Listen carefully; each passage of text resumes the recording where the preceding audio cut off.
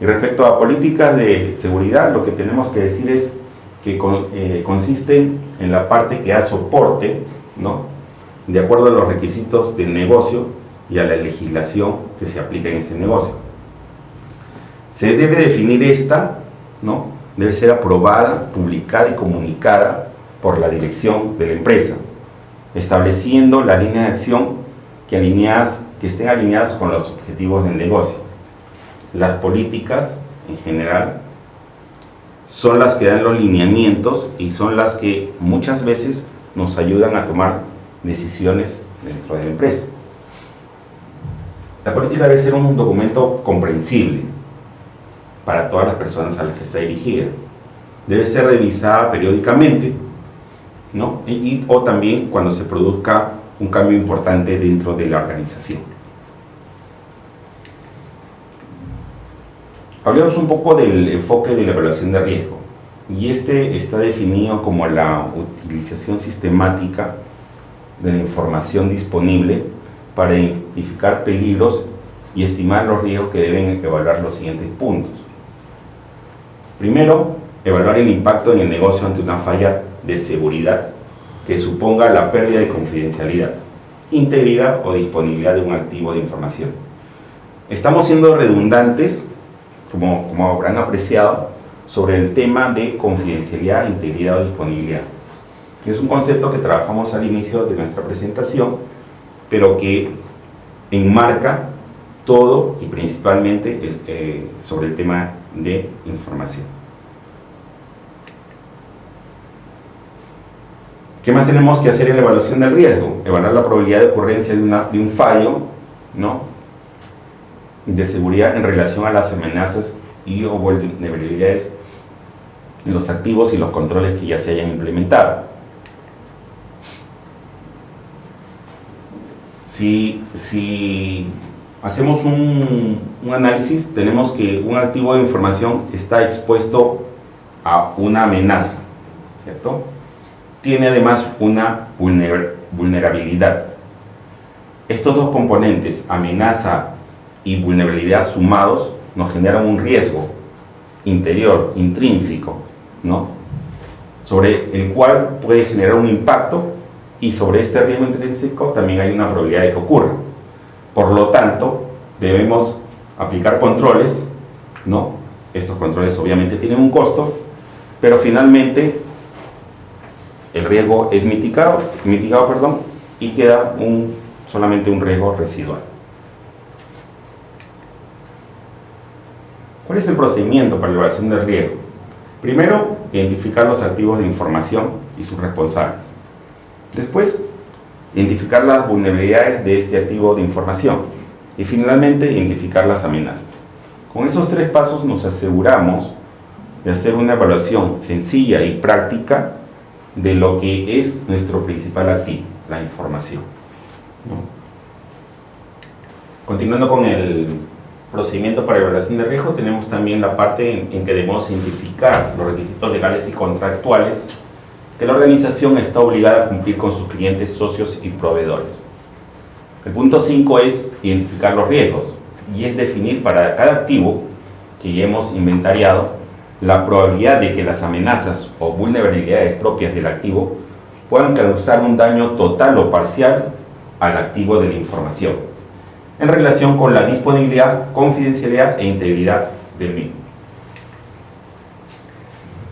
El sexto paso es el cálculo del riesgo. Este se realiza a partir de la probabilidad de ocurrencia de un riesgo y el impacto que tiene sobre la organización.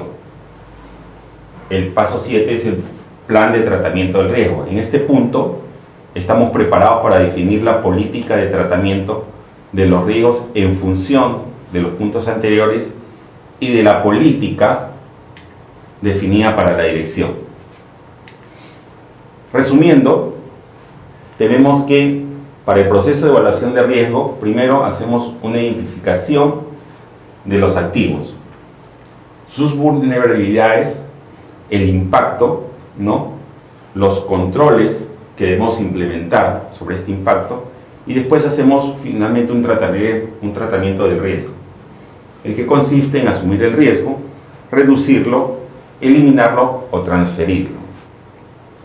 De hecho, debemos considerar los requisitos legales y las amenazas como parte de este procedimiento.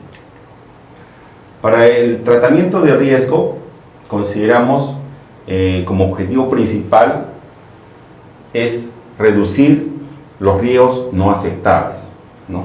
En este paso se debe redactar un informe sobre la evaluación de riesgo que documente todos los pasos tomados durante el proceso de evaluación y tratamiento de riesgos. Hay una declaración de aplicabilidad, que es uno de los elementos principales de un sistema de gestión de seguridad de información, y consiste en un documento que relaciona los controles que se aplican en el sistema de gestión.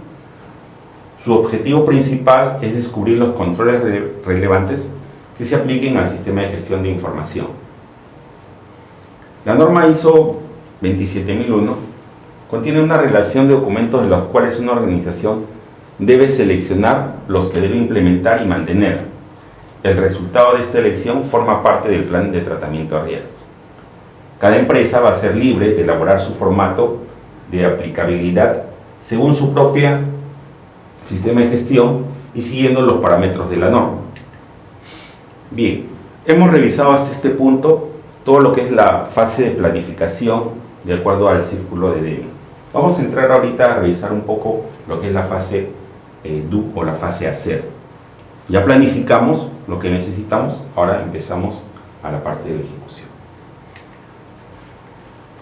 Entonces, como definición, esta fase consiste en implementar y gestionar el sistema de gestión de seguridad de la información de acuerdo a las políticas, controles, procesos y procedimientos. Se prepara para lo cual un plan de tratamiento del riesgo.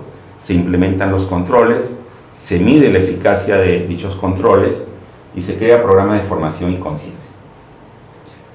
Es importante que lo que nosotros podamos controlar lo vamos a poder medir, y lo que podamos medir siempre va a ser posible de mejorar.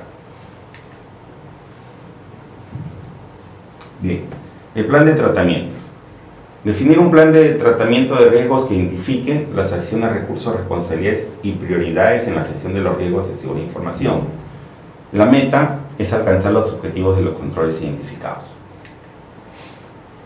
Otro elemento son los recursos de documentación y medición, ¿no?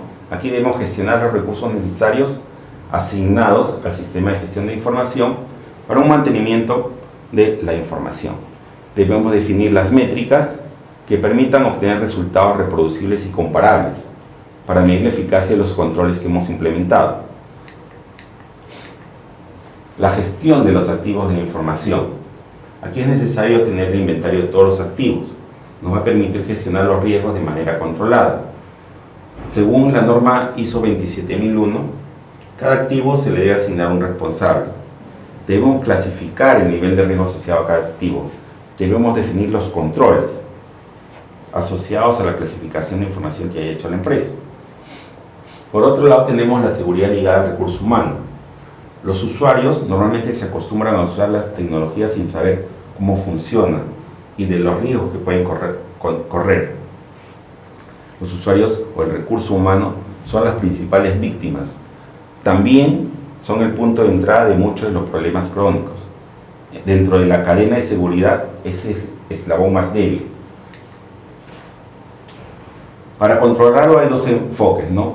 El primero, que habla sobre el menor privilegio posible. Y con esto lo que se quiere es reducir la capacidad de acción del usuario sobre los sistemas. El objetivo es lograr el menor daño posible en caso de incidentes. Y el otro enfoque es en educar al usuario. Y sobre eso es que, por ejemplo, ahorita nosotros estamos hablando. Estamos educando para buscar una cultura de seguridad. El usuario debe ayudar y reforzar a aplicar todos los mecanismos de seguridad que la empresa ha implementado. ¿Cuál es el objetivo? Igual, reducir el número de incidentes. Tenemos que el software actual, el software moderno, es muy complejo. Sin embargo, tiene una alta probabilidad de contener vulnerabilidades de seguridad.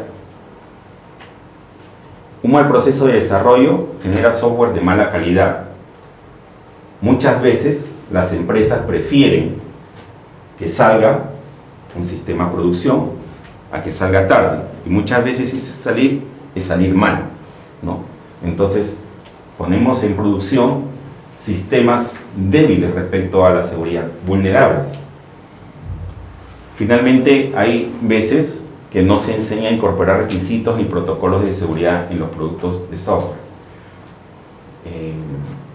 Las empresas, las instituciones financieras deberían, dentro de sus áreas de seguridad de información, establecer controles mínimos, ¿no?, para la implementación de software. Mínimos que representen o identifiquen principalmente la exposición de la información para posibilidades de delito.